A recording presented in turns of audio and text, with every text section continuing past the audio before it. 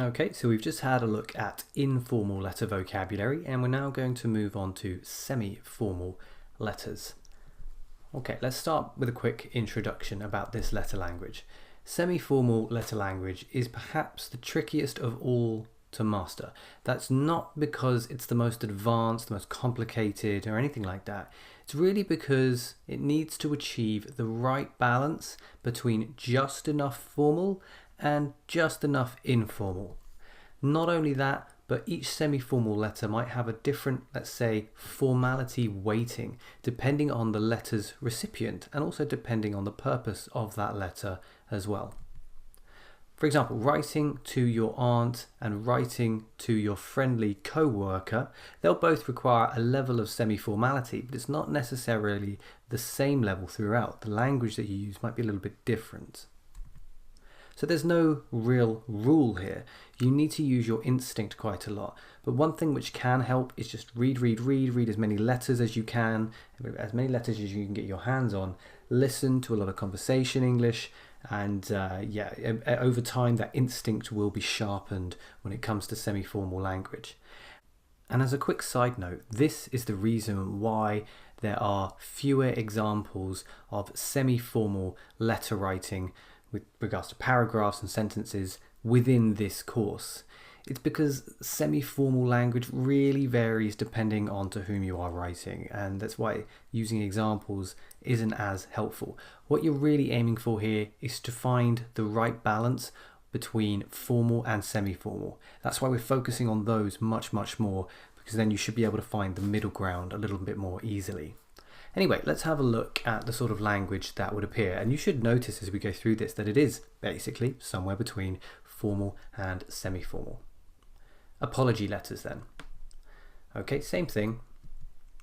We've got some expressions here, and I want you to pause the video, see if you can get those words in the right order. We're starting with easier ones, and then when you're ready, you can click play to continue. Okay. Let's have a look at some of these. I should have written here apology/condolence. Again, same thing. We're sometimes saying sorry. We're sometimes saying that we are feeling sorry for somebody else.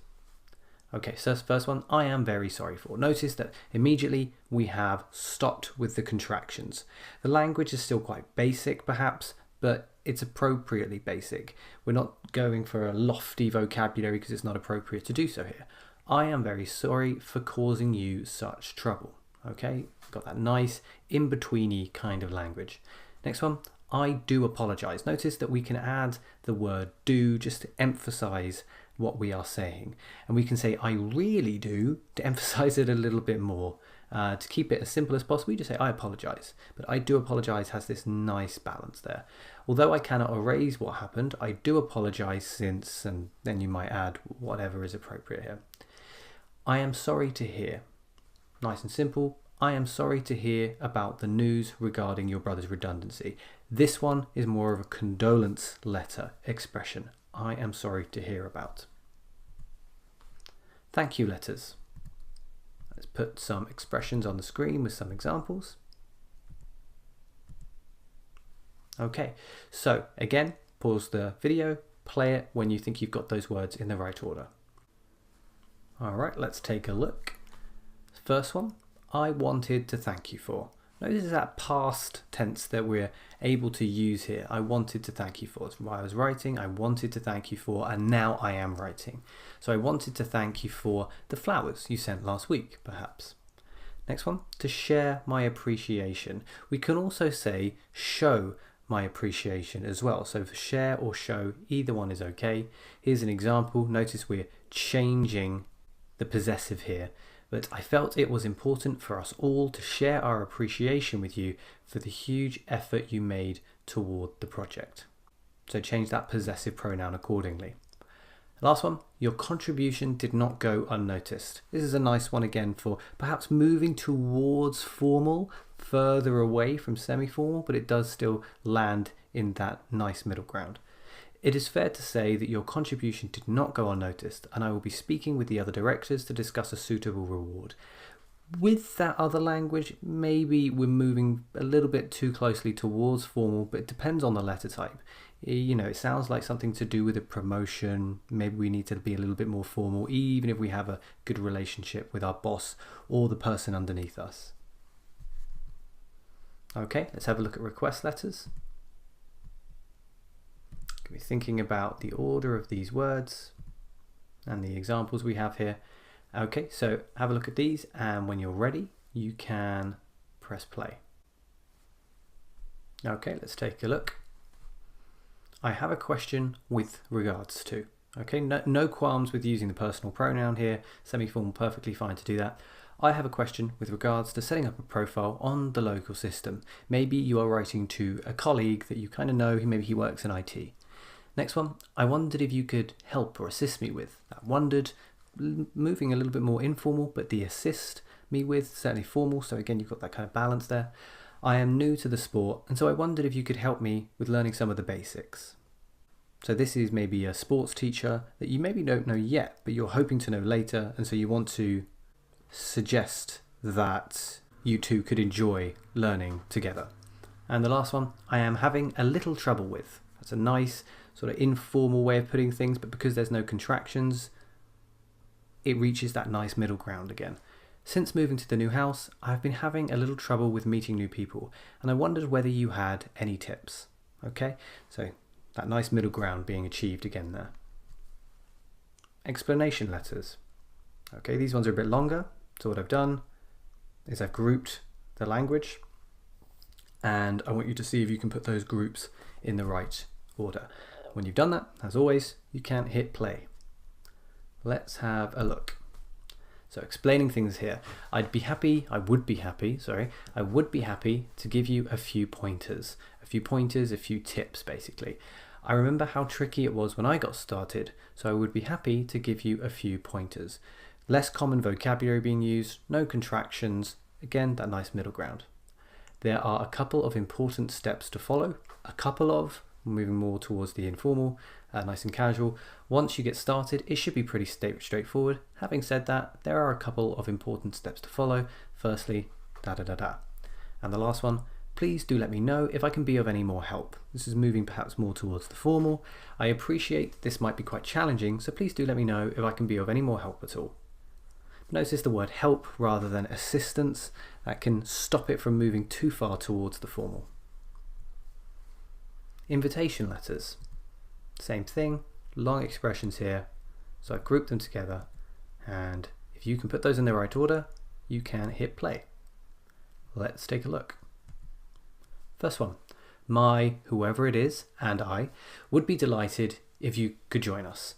For example, my family and I would be delighted if you could join us for a dinner party on Tuesday the 12th of September. Maybe that's a letter to some new neighbours you've just moved into the neighbourhood. It would be great to see you at or on, depending on the event or the day.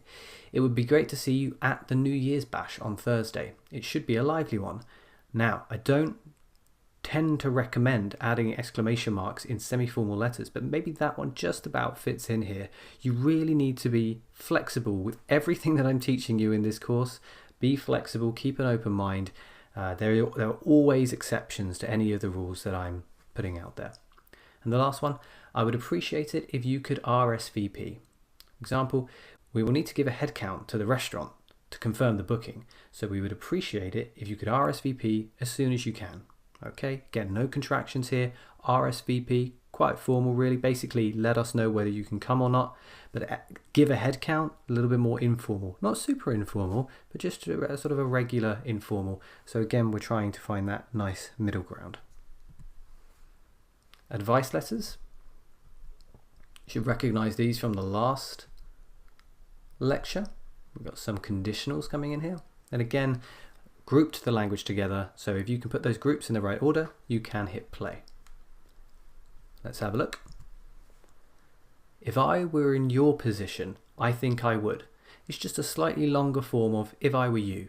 But it's a little bit less informal. If I were in your position, I think I would. And again, notice that I think I would rather than I would. We're being less sure of ourselves, being what might be perceived as less arrogant. It's a little bit more polite. I would never want to tell you what to do, also providing that same function. But if I were in your position, I think I would stay in your current job rather than risk this new one. nice and cautious. Next one, I am no expert, but perhaps you could try. So an example, I am no expert on these matters, a little bit more there, but perhaps you could try speaking to your tutor to see if he would be open to your suggestion. Notice in these examples, we're not being too forceful with our advice. Typically, we don't want to do that, particularly in a semi-formal letter. We want to be a little bit reserved with our advice. We don't want to be too arrogant. The last one piece of advice I was given was to. So here we're sharing advice, and the nice thing here is that we get to use the past and the passive voice as well. It is difficult to know the right thing to do in this case, but one piece of advice I was given when I was in a similar position was to draw up a list of all the pros and cons. So here, a really useful way of bringing in more varied grammar on top of the nice vocabulary. So let's think about letter endings to end this lecture. So here are some sentences that will come before that last line. I will look forward to your reply. Notice no contractions. I look forward to hearing back from you soon. I would be very grateful if you could get back to me as soon as possible. Or please feel free to get in touch if you have any questions. Okay. All of these probably weighted a little bit more towards the formal than the informal, but all of them should be good for a semi-formal letter. We finish with best regards. So as you saw on the informal letter, it was just best. Here, best regards. We want to complete that expression. Or kind regards, also perfectly fine. Finishing with all the best, another nice semi-formal letter ending. And then we finish with our first name and our last name, really depending on to whom you are writing and what the purpose of the letter is. So you've got to think about that and treat it on a case-by-case basis. So let's finish up this little 3 lecture sequence by focusing on formal letter vocabulary now.